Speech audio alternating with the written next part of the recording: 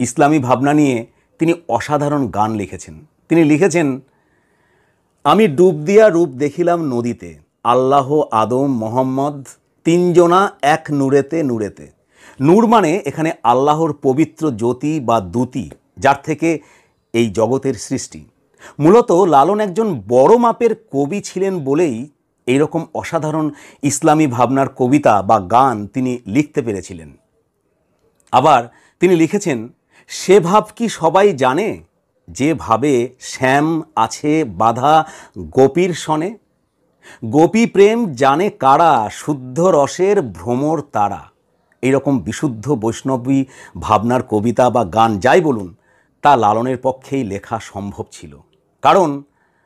কারণ তিনি ছিলেন মানবতার সন্ধানী। তার মনে রাধা কৃষ্ণ মোহাম্মদ সব আসলে এক।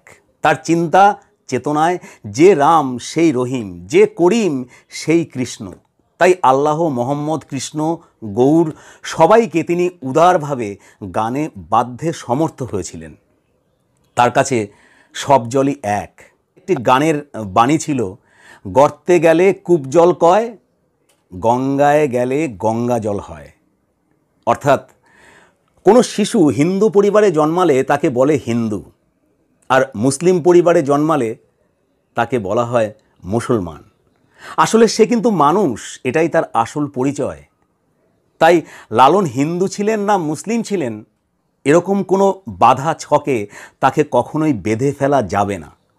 তিনি নিজেই গানে লিখেছেন, সব লোকে কয় লালন কি জাত সংসারে, লালন বলে জেতের কি রূপ দেখলাম না তো নজরে।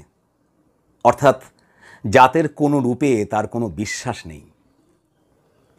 আবার তিনি হিন্দু না মুসলমান এই প্রশ্নের অসাধারণ উত্তরও দিয়েছেন। তিনি গান লিখেছেন, সবাই বলে লালন ফকির হিন্দু কি জবন, লালন বলে আমার আমি জানি না সন্ধান। আসলে তিনি ছিলেন একজন সমন্বয়বাদী, অনন্য সাধারণ সমন্বয়বাদী। সমন্বয়ের মাধ্যমে তিনি নিজের এক নতুন দর্শনের, নতুন ধর্মের, নতুন এক ভাবনার কথা তিনি প্রকাশ করেছেন এবং তাকেই তিনি সারা জীবন অবলম্বন করেছেন। আর তা হলো তার মানবতাবাদী ধর্ম, মানবতাবাদী চিন্তন।